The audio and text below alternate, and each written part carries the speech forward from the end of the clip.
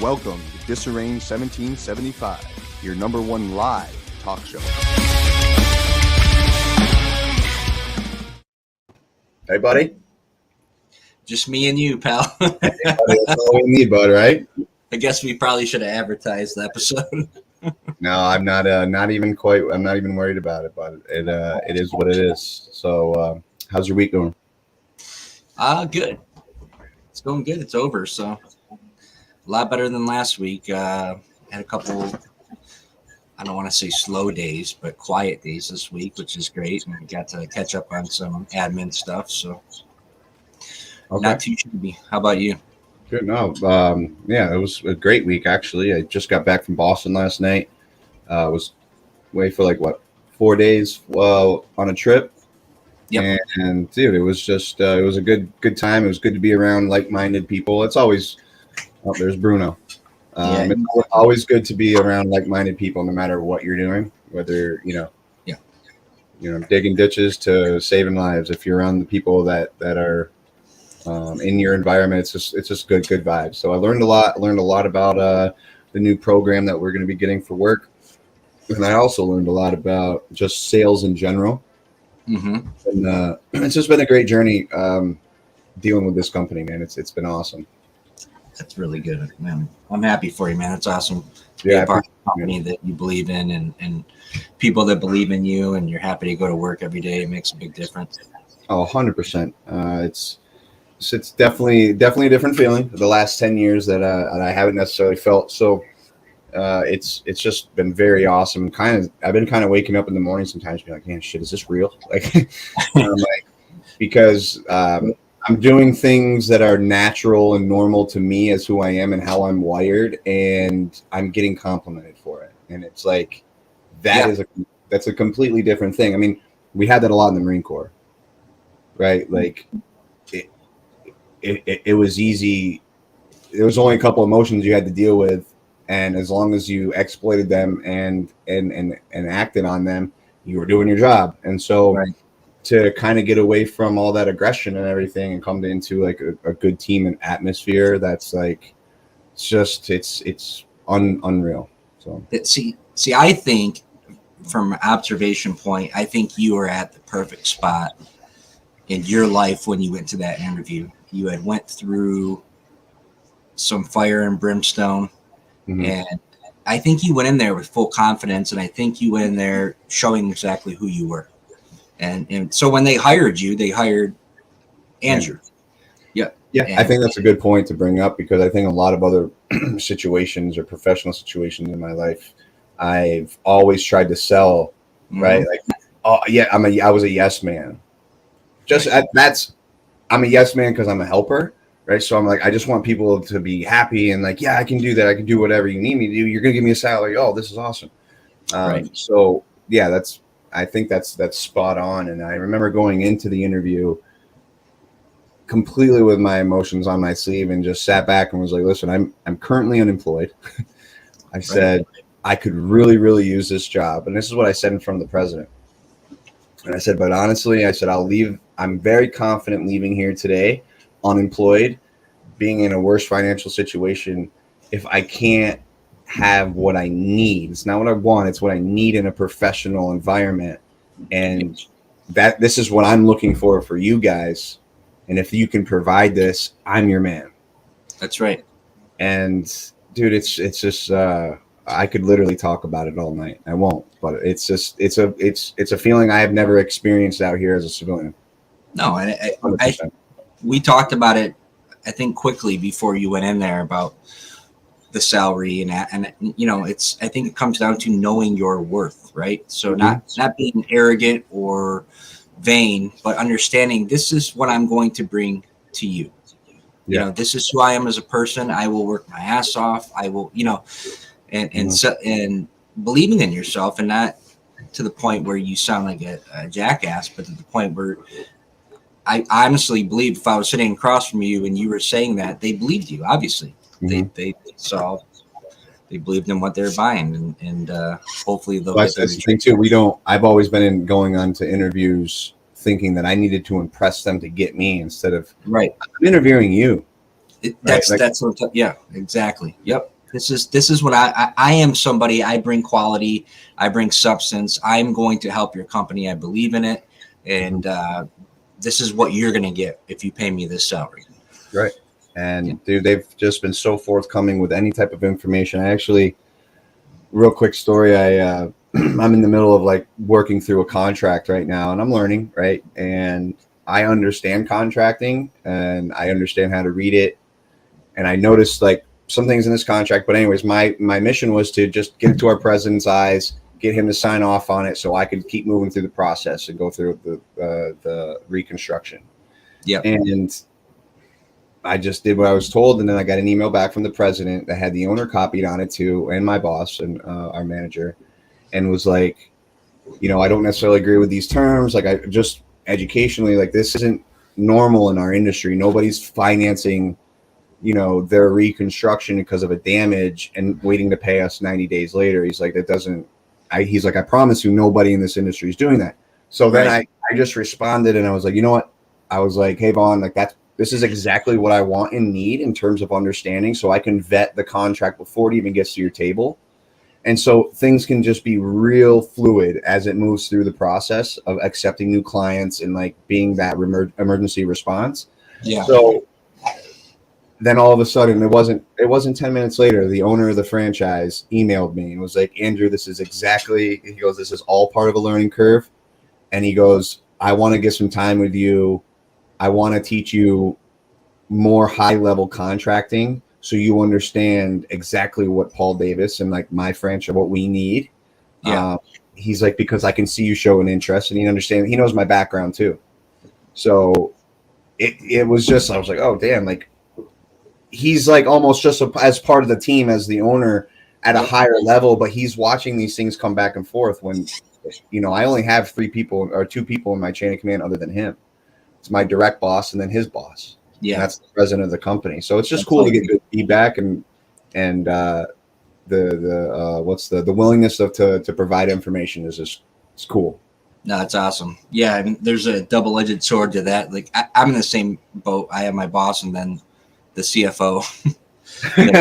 So the good part of that is that you only have 2 people above you. The bad part of that is if and when you mess up, it's gonna be known and you're gonna hear about it. So right, but then also on the other hand is, you know, things like this when you're going a little, you know, you're trying to learn. For your instance, I always hear you at week by week, and we talk a lot off air on how much you go above and beyond. So like that's also like, it keeps a record in their head too. It's like, hey, oh, hey boss, I can't get in until 10 this morning. They're never going to question you. No, yeah, it's the whole cookie jar analogy, right? Like, when you want some cookies, you have to have something in there. You have to put something in to take something out, right? You cannot just take. Same thing with a relationship. It's a give-take relationship. So, yeah. So I mean, and there's been days, Bud, too, and you can touch on this, like, where I feel like you're getting so overworked, and it's like repetitive days after days after days, and I'll a little bit more aggressive on the aggressive side than you, and I'm like, dude, bro, you need to do and you'll just be like, hey man, listen, like, I got it pretty good, and so it's a good attitude to have. Yeah, you have to understand. I think that comes with maturing too, is understanding how good you have it sometimes, and a lot of it's based on the fact that I've told you this 100 times that I love my boss and he's a good man, and I believe in him, and I know that he'll always go to bat for me. So I'm gonna put in that extra work, for him. So I think those are qualities and things that like you get from military guys. I'm not saying other people don't do that, but I'm saying when we buy into something, we'll go through a brick wall for somebody. You know what I mean? So yep. And the hard part is finding leaders that are going to reciprocate that in somehow. It doesn't necessarily have to be go through a wall, but willing that you're going to go to bat. Right. You're going to give me the resources and the knowledge I need to be successful for you.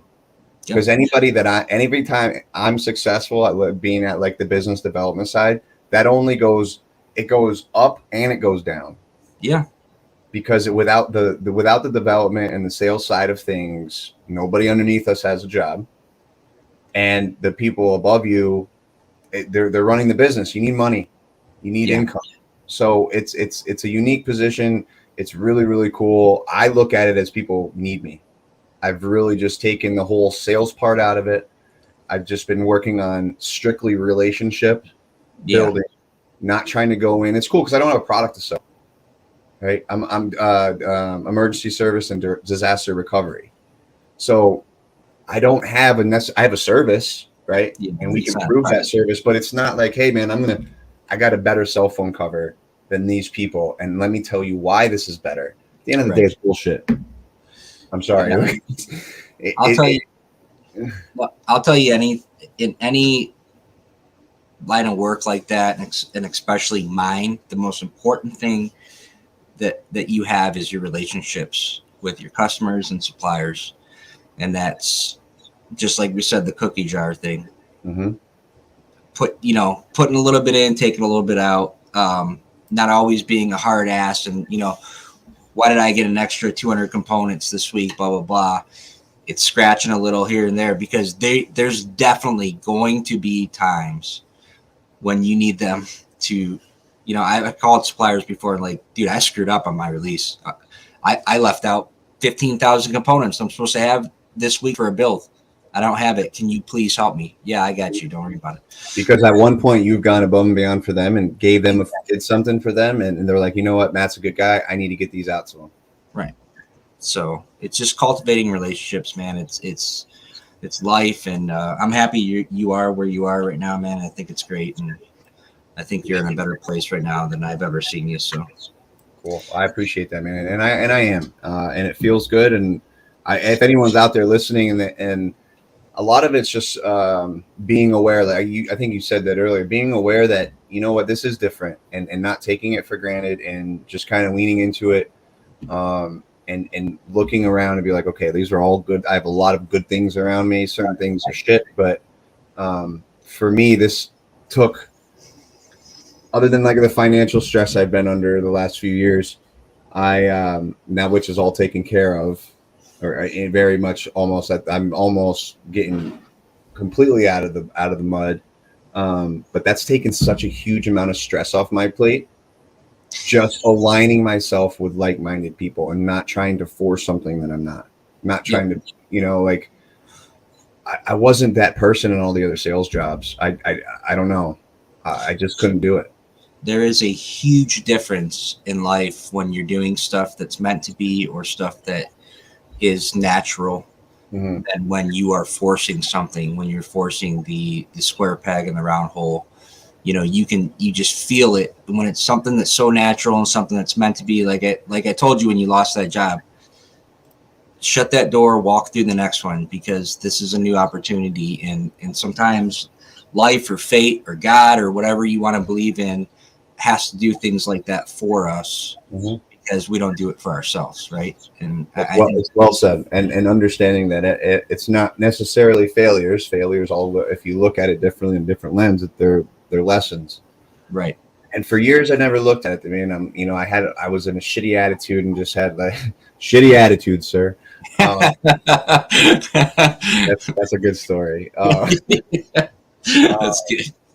But yeah, it's realizing just don't take things for granted. There's a lot more good around us than there is bad. And I say that to everybody watching. And I appreciate everyone that's here with us live. Just take a look around and just kind of focus on some of the good things. Everyone's got bad shit in their lives. Even on the best days, there's bad shit. So Yes. I guess for this little part of it, man, I just really would love people to take a little bit of self-reflection of their own day-to-day and see where all the good things lie. And if you don't like something, you have the ability and power to change it. That's I'll caveat one more thing. When I say I saw a comment from somebody about you having full control over what you do, and we talked about control and all this stuff last week with dealing with letting go of things.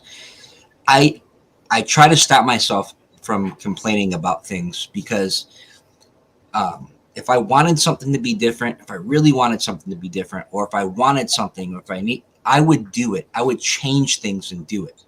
You know what I mean? So that's why I get like people complain about their jobs. And I know circumstances don't always allow us to do certain things, but you are in full control of your actions. You are in full control of your future, what you want to do. So if you want something to change, then get up and freaking do it.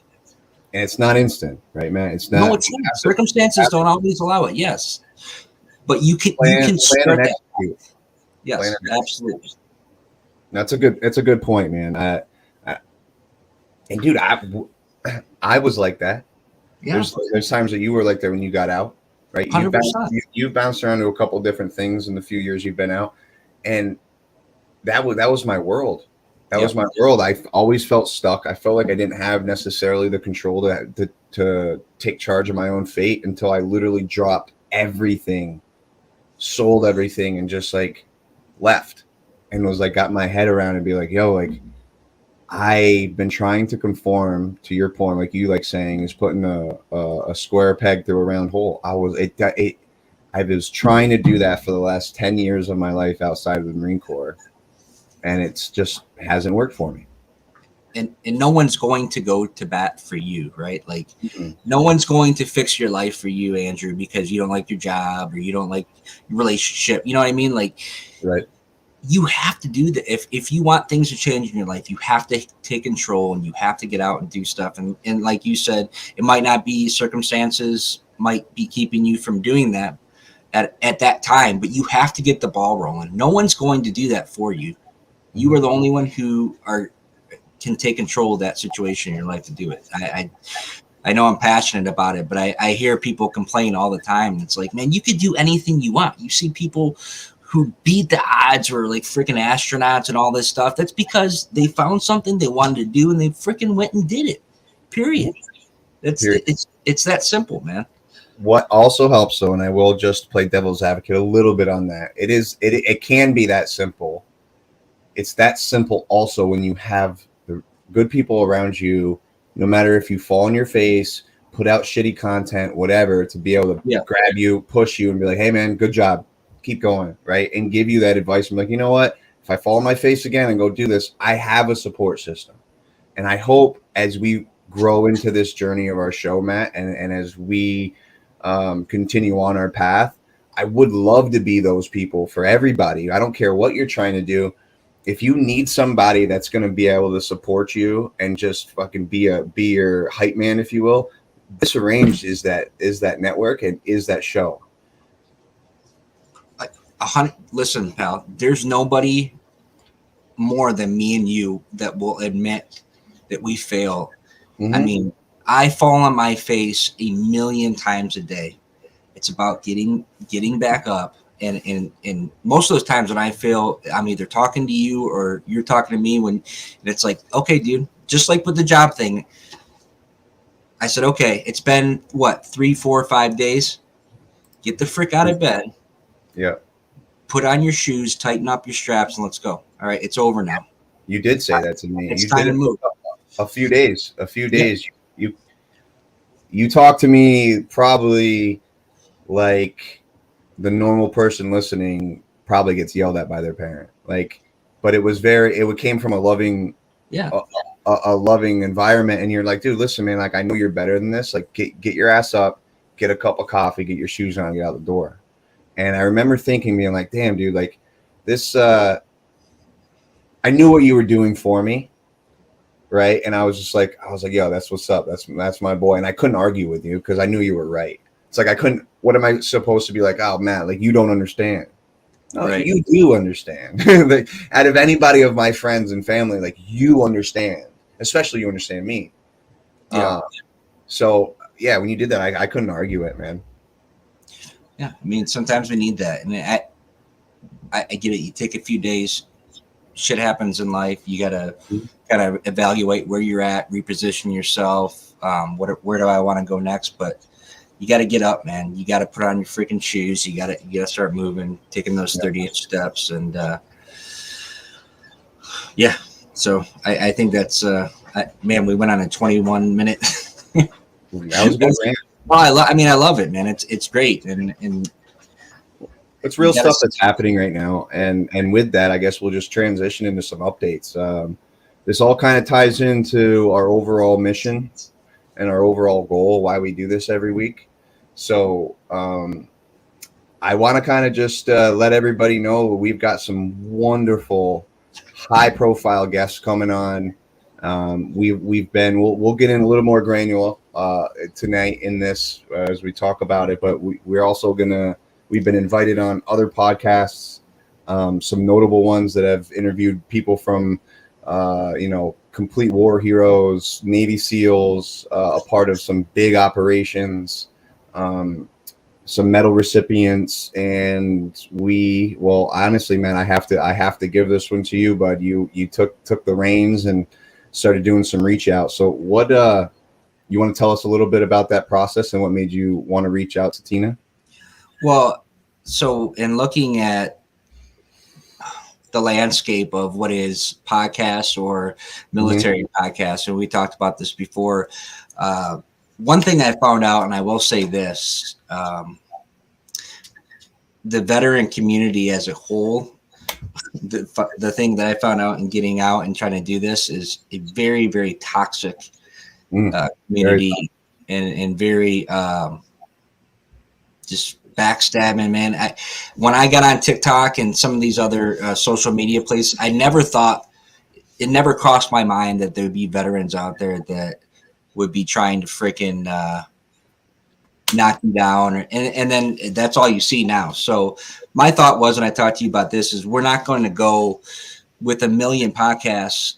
We're not going to go head to head and try to take everybody on. Let's take the good things that we have and the good things that other podcasts have, and let's incorporate with each other and share this goal and this vision, and sort of reaching out to other military podcasts. And we have a 2-part episode with a wonderful guest coming on next week that's been a part of a bunch of podcasts like that. And instead of trying to fight each other and do all this crap, we started the reaching out process, and I reached out to a wonderful lady, Tina McCafferty. I believe that's how you pronounce her last name. And Tina, if I messed it up, she runs the We the People podcast, The American Story, and it's going to be awesome, man. We're going to be on her. She's going to be on ours, and she's interviewed and done some high quality, wonderful interviews with some great people, not just veterans, with great Americans. And I think that's the point of her podcast, is sharing the American story, what makes America wonderful and why people appreciate it. She has immigrants on there, all kinds of stuff, but we're going to get her on too, so she can share with us what her vision was with her podcast, why she started it. I don't know if she's former military. Yeah. I don't know, so it'll be very interesting. But yeah, we just started reaching out, and I think TikTok did a lot of it because I was able to reach people through there that were veterans and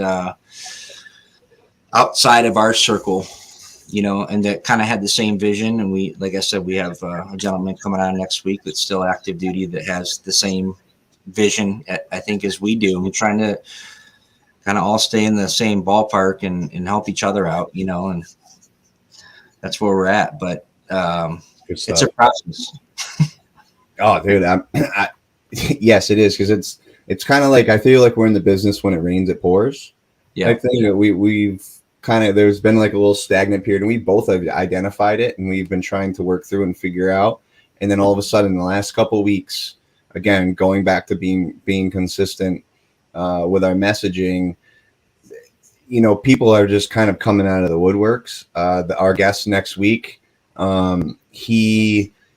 we connected on online. I commented on another podcast he was on. He's like, "Hey, I've looked at what you guys are doing. I believe in your message," and it was really cool. I don't know if you remember this, Matt, when we first reached out to him. We never asked for like an explanation of what he thought about our podcast or like our talk show, and I feel like he gave such honest feedback and was polite about, like, he didn't say anything bad, but you could tell that we've had growing pains, right? We're not the best show, but what he believed in was our tenacity and our message. He's like, wait a minute, like, these guys got a good message, and they're continuing to try to build. So I feel like when he sent us that message, he was being so genuine and being like, he wasn't like, "Oh, you guys are the best. This is the best idea since sliced bread." We understand we're not the best, right? It's cool. But we also believe in our message a lot more than I would say a lot of other people. And we're not those veteran in that veteran community to tear anybody else down. That, I think, is what he saw. Yes. So it's not that he saw the service that we're trying to provide or the resources we're trying to provide. I think he just bought into us. Going back full circle to back into surrounding yourself with good people and being able to go towards a common goal. And I've told you from the get, if our heart's in the right place and we're doing something for the right reasons and we're putting out good content, stuff's going to happen, And Trevor, I love this comment so what's funny, Trevor, is when we first started, first of all, I hate social media, and but it's a necessity nowadays, right? But I told Andrew with TikTok, I'm like, we have to get on TikTok, because that's I mean, you get everybody from 14-year-olds to 90-year-olds on there, and it's, I don't know, it's like the Matrix, man. It's crazy.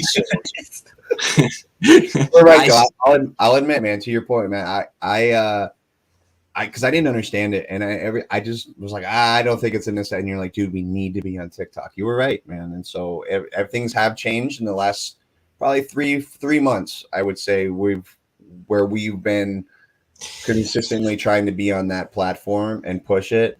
Hottest guy on TikTok. I love it. So yeah, you were right, buddy. Right on the head. Love it. Yeah, it's I still don't know how to use it. It's like it's working like, for you. You organic. Hold on. You can't say that. And I have to give you props to this, man. I've literally on the show page, and I don't understand this shit. I've literally spent hours working on that content and all those videos. Mm-hmm. You've organically grown a following over 1,000 people strictly just for whatever you're doing and how you're posting. It goes again. I feel, my opinion, things I'm learning and reading and trying to educate myself on this whole social media marketing world. I feel, in my opinion, you've gone against everything everyone has said, and somehow it's worked for you, and it's going to work for us. It's slowly going to chop over, and I'm going to start. I'm going to be completely transparent with everybody right now. The 90% of my followers are middle-aged women. So I don't know if it has anything to do with our content or anything like that. But if you go through my followers list, it's the who's who of the suburbs of middle-aged women. which is great. I love you all, and I appreciate you. So it's just Dude, man, everybody's got a niche, bud. that's amen. It's if they like the content, then God bless them. Right. So also, man, I wanted to. I know we didn't really do much planning this week. I was traveling for work, and I've been kind of this week. I just being away again, being around these good people that I met. I really wanted to get on tonight and talk about something a little personal that's that you know about that's been going on in my life. And I know for a fact, I don't know as if necessarily they're listening or watching from afar, that other people can relate to this. And so I would be very selfish to withhold some of the experiences and emotions and things that I've been going through lately with the changes in my life. So I kind of wanted to touch on over medicating. And I'm not necessarily talking about pharmaceuticals or things that everyone knows you can overdose on Tylenol, right? Like I'm talking about doing things to ourselves that we've deemed we've deemed that it's been helpful.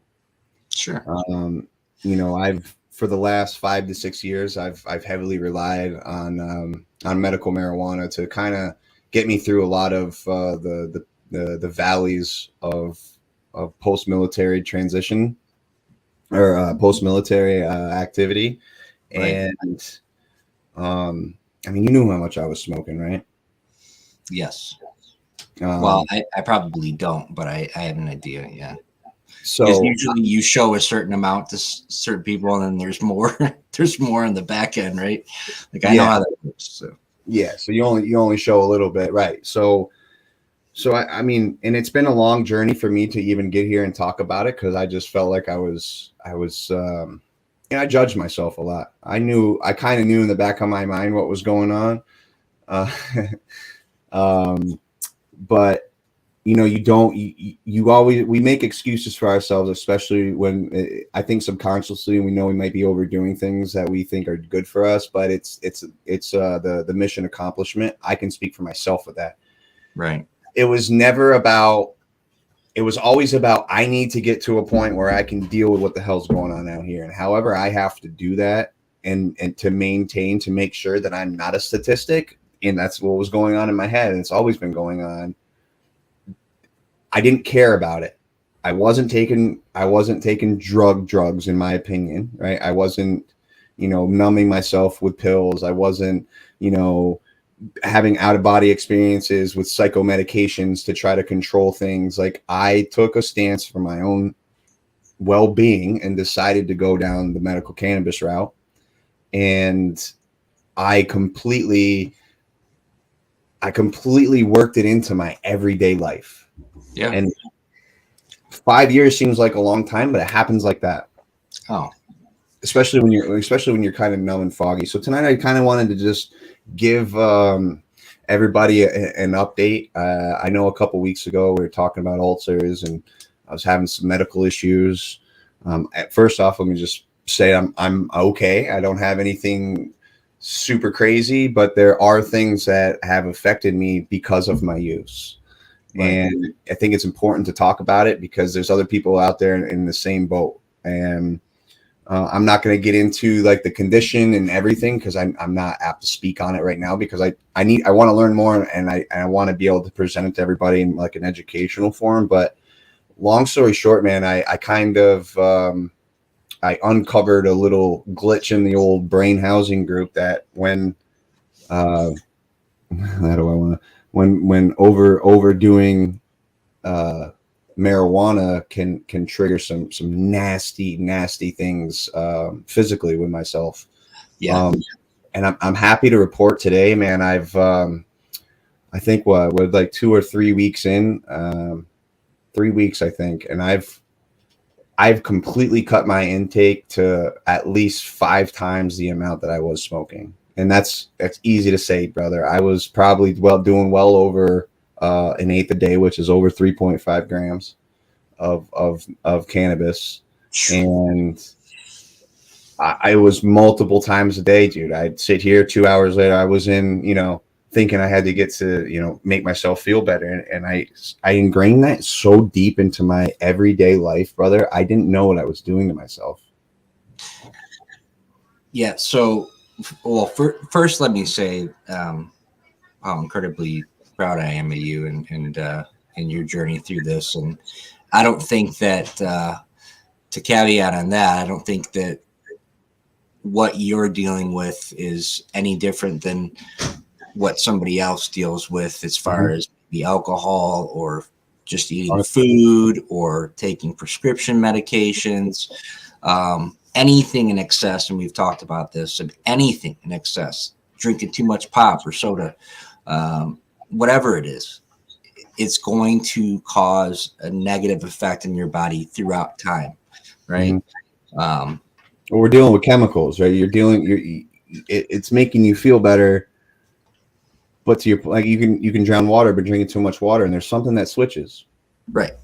And I totally understand the mindset. It's the maintenance part of it. Like, so I got to smoke weed or I have to have this drink because I have to go to work today, or I have to like deal with this person. So it's more of a prepping thing. It's not just because like, I want to smoke weed just because I want to go like hang out and watch a movie. You know what I mean? You're doing this so you can actually get through the day and be quote unquote Andrew as you think, and yeah, it takes, I'm interested to know how you feel mentally like throughout the day, because a lot of stuff that I've struggled with alcohol and other things is, and then we talked about this before, where you can feel great physically and mentally, right? But then there's something inside your head that tells you, if this is good, then what if I smoked right now? How much better would it be? I'm interested if you deal with that. That's a solid question. Actually, that's a great question. Yeah, if I have to be real, I want to be.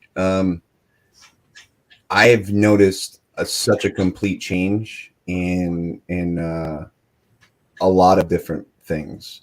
But to answer your question, yes, the first few days. Let me backtrack. First few days, I was scared, dude. It's like anything. I was nervous. I knew I was going to be going down something that I been suppressing for years of my life, and I knew that I was doing this for myself and nobody else. There wasn't any outside influence. If anything, my circle of people, even you, I don't think you guys would have disagreed with it, but you would have tried to push me in it. But I did it for myself, right? So those first few days, man, I was very, very scared. But as time went on and I'd get through like the third day and like I could, maybe eat a little bit more. And I started noticing more of these emotions. That's exactly what kicked in. When I was like, all right, like I'm feeling okay right now. So let's say like day 4, I was feeling okay. Right. And I was like, man, like you've done good. Like, you could probably just go smoke a little bit and just enjoy it instead of trying to like maintain like the detox, which the first few days, that's what I did. It's not that I didn't smoke or anything. I just worked on cutting back to an amount where I knew I wasn't going to like just throw my body into a shock. And I don't give a shit what anyone says out there. If you've smoked the amount of probably marijuana that I have, you're going to go through withdrawals. I don't care.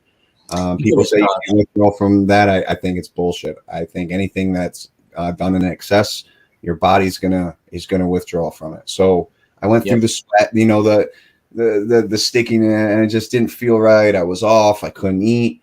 But yeah, as time went on, to what you've asked, is that voice or that reasoning, if you will, in my head got stronger. Sure. Almost where like I was like, oh man, like, oh wow. And I'm getting compliments from other people in my circle, be like, hey, like I've noticed that your thoughts are put together more often. You're not as scatterbrained. You're not, and I didn't notice this while I was partaking as much as I was, because I felt normal. I felt that it was normal. Yeah. And so it's been interesting to deal with that voice in my head. So yes, short answer, I do get that, and it's sometimes very hard to deal with. It's extremely hard, and I ask because I deal with that, with substances with myself, and in full transparency, and we've talked about it 100 times with alcohol and other drugs, and it's just amazing how you can bargain with yourself. You can literally, like, you have everything you want right now, right? Pretty much. Yeah, I mean, yeah. But in your mind, it tells you that you can make it better. It's insanity, isn't it? I mean, I think that over time, and telling yourself no over time and all that stuff, that voice gets quieter, and I sure hope it does for you. And yeah, I'm so incredibly proud of you, brother, and just a big difference. It's hard as a grown man to tell another grown man, especially with like marijuana and stuff, and knowing you deal with PTSD. It's a really fine line to tell someone like, hey man, you need to cool off with this. It's different when you're drinking alcohol and stuff like that. But yeah, it's a little bit more transparent with other things. Right. And I can mean that, and it feels good to, honestly, man, I'm going to say this right now in front of everybody. This has just felt so incredible to get off my chest and to identify, like, this is not who I am, but it's been a part of my journey. Yes. And I've never really talked about it in an open forum like this. People who know me, like, know that I smoked a lot. Like, yeah. But to be able to, like, publicly go out here and not worry about any repercussions from all the personal things that I eventually am going through, I don't give a shit anymore. And it's such a weight lifted to identify. Listen, like, I'm not sitting here saying that I'm on some sort of wagon. I'm not. I'm far from it. And I'm far from perfect. But the identifying and just understanding in myself that, hey, dude, it was good and it went bad and it's okay. So I encourage anybody that's listening now or later on that may deal with that, or you can do it. There's no, and I don't want to be that guy, like, you can do everything, but dude, just have that conversation with yourself and just take it literally 1 hour at a time, and you can accomplish it. I think a good way to look at it too, Bud, is just constant improvement in yourself. You know what I mean? Not everything's always going to be perfection, like you said. Like, okay, so maybe you're not completely done smoke, whatever it is, you know what I mean? Or you have a drink every once in a while. Constant improvement, looking at yourself and just saying, like, how can I be a better father? How can I be a better boyfriend? How can I be a better husband? Or whatever it is, or son, employee, a lot of people don't think about that stuff, and you're holding your feet to the fire to be accountable to that. You know what I mean? And you can see a difference when people are actually accountable for what they do and want to make themselves better. You see a clear difference, man. Most people, it's just like you said, they use having to deal with life as an excuse. You know what I mean? Well, I'm a shitty employee because I got 6 kids and all that. You know what I mean? There's always an excuse for everything. But I think it's just being accountable and trying to be a better person. So, and that's enough to hang your hat on. I'm proud of you, man. No, I appreciate it, man. And then I was I was kind of anxious this week to get out here and try talking about it, and we wouldn't even know if we were going to do the show tonight because everything's been so busy, and we haven't gone through our show protocols at all this week. Not one thing. But I needed, like I told you earlier when we were talking about, because we've got a lot of work moving forward with all the stuff that's changing on the show.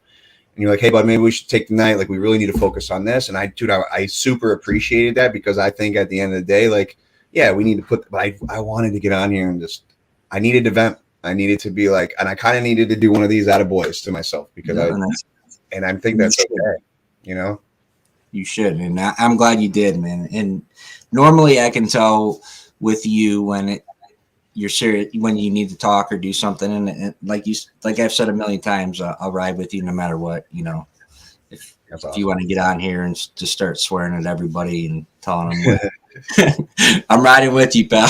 We'll burn this whole damn thing down to the ground. That's all right. 13 viewers. Ride to death, bro. They ride together, die together. Bad boys for life. But if you want to, we can get into before we settle and close out. Are you done talking about Yeah, but no, like I said, I just appreciate you listening. I appreciate everybody taking it in for what it's worth. And all I'd ask is to take anything that I said and just self-reflect. And I'm not saying anybody's got problems, but just self-reflect in your own life. And if there's something you want to work on, just fucking work on it. You can do it. I mean, Joel Mays, I always want to try to give my wife a free day for herself when I have tea time. Makes me feel better leaving her alone when I'm having fun, knowing that I gave her some alone time. Kids are like the crucible. Dude, exactly. Like, it doesn't have to be about substance. It doesn't have to, but it's just acknowledging time for yourself and that me time to be able to get to a point of say recovery or freedom or self awareness, whatever it is. So thank you, Joel, for sending that in. Yep. Thanks to everybody for coming in tonight, Trevor and Dan and Mom's on here and Grandma and who else we got? Gunny Perez is on here. But I wanted to talk a little bit about our next couple weeks. Okay. So for those of you listening, we have a 2-parter coming up with an unbelievable guest. It's First Sergeant, correct? First Sergeant Aubrey Wren. He is active duty First Sergeant down in Camp Lejeune right now. And he will be coming on and talking about his process through the Marine Corps and then what he's dealing with, more importantly, right now through transition, which is what me and Andrew talk about every week. He's going to be sharing some personal stuff with us about what he's dealing with right now on a day-to-day basis with transitioning out and dealing with family and all that stuff. So excited about that interview. And I'd really love everybody, especially our military members. It's going to put it in another perspective, kind of like Major Callahan.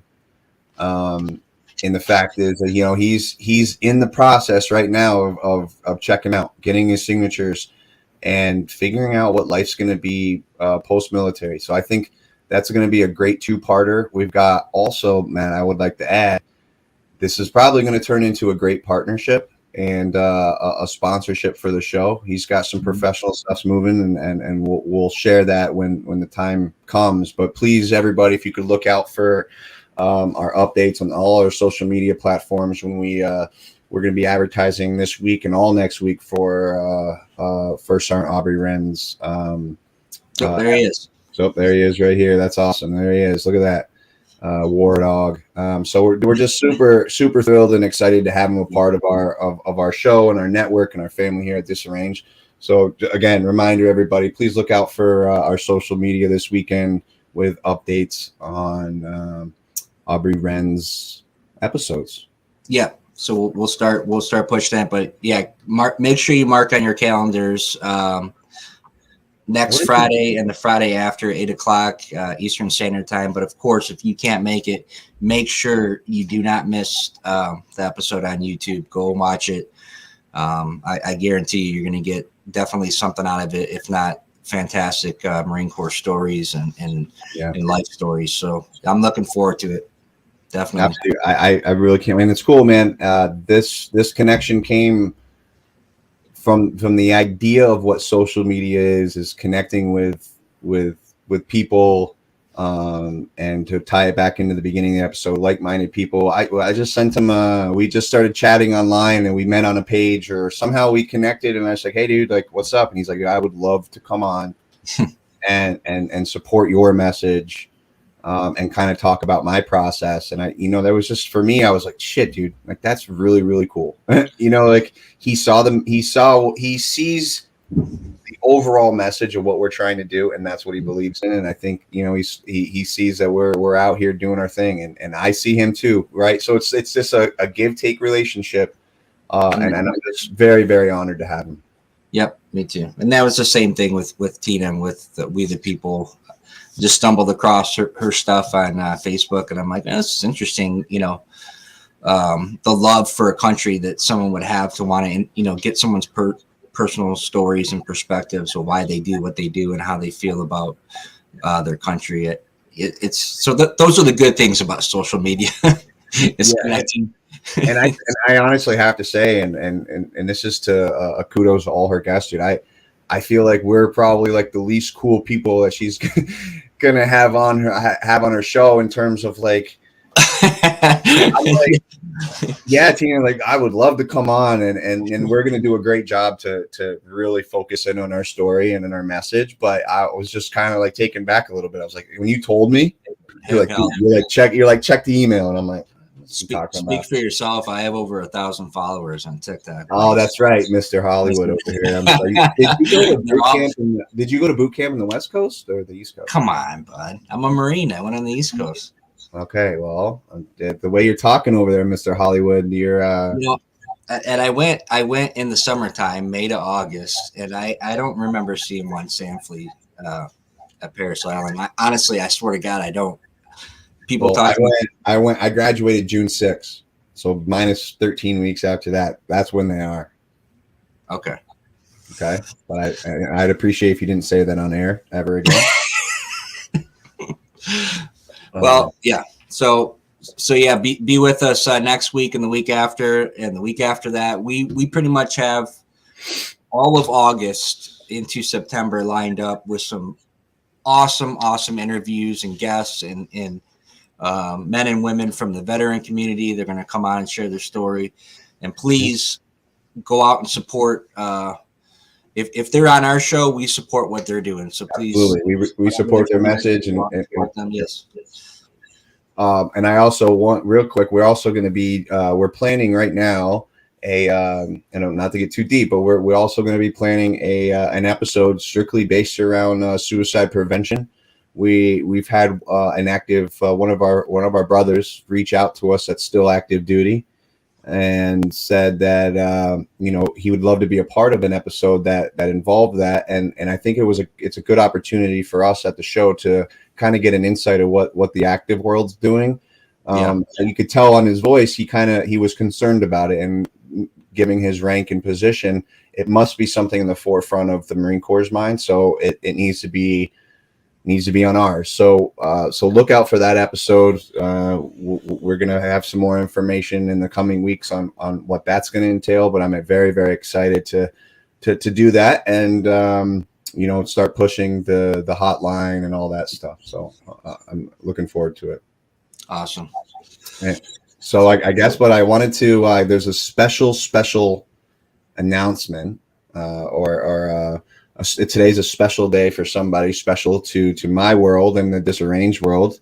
It's my mother's birthday today. So, Mom, if you're out there and you're watching, I wanted to wish you a very happy birthday. Happy birthday, Mom. I hope that your day has been filled with loud grandkids and messes for you to clean up, because I know that's where your heart is and that's where you thrive. So happy birthday, Mom. Happy birthday, and we love you, and thanks for your constant support. Thank you for having Andrew. But no, we love you, Mom, and happy birthday. Hope you had a great day. Hope you have a great night, and thanks for always being here and always having our back on the show. Yeah, it's wonderful. So all right, bud. Listen, man, I appreciate you very, very much. I appreciate making it to episode 30 with me. It's been awesome, and I honestly cannot wait for the next 6 months of our lives when it comes to this show. We're gonna kick it up a notch, everybody, and we've been saying it from the beginning. We are going to be the #1 live interactive talk show, and we're well on our way doing it. So thank you very much for your support. Please make sure you can go on our social media when you see something, tap a like, tap a follow, shoot a share over to your friends and family. But we appreciate all the support you guys give us. Thank you very much. Love you guys. Have a great weekend. Be safe. Take care, everybody.